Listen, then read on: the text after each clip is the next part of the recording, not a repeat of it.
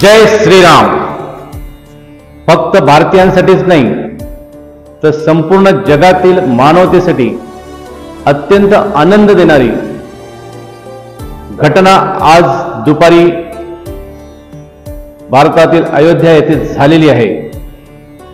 आणि करोडो हिंदूंचंच नाही तर हिंदूंच्याच बरोबर अब्जो लोकांचं श्रद्धास्थान असलेल्या मर्यादा पुरुषोत्तम श्रीरामाचं भव्य मंदिर आणि प्राण प्रतिष्ठा आज आदरणीय पंतप्रधान मोदीजींच्या हस्ते। जैसा उत्सव भारत में है वैसा ही अनेक देशों में आज अयोध्या का ये उत्सव रामायण की उन वैश्विक परंपराओं का भी उत्सव बना है। ये राम के रूप में राष्ट्र चेतना का मंदिर, राम भारत की आत्मा है, राम भारत का आधार है।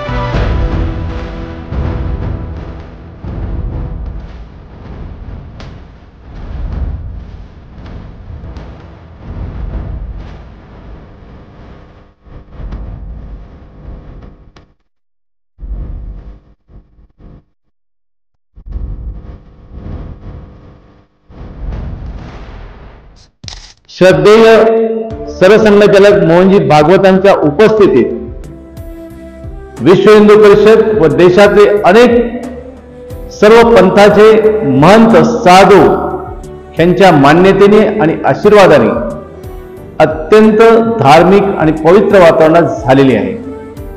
ही एक फक्त भारतासाठी नाही तर जगासाठी नवीन सुरुवात आहे। राम आणि रामराज्य ही आता संकल्पना कवी कल्पना नसून प्रत्यक्षात यायला सुरुवात होणार आहे।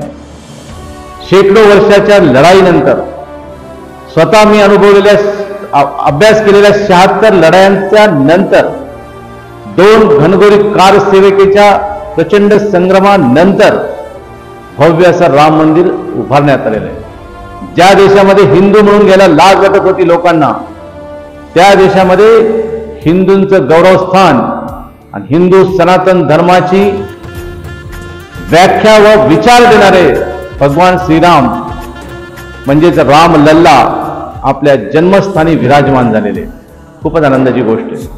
संपूर्ण देश आज एक वेगळ्या पवित्र आणि मंगलमय वातावरणात आहे।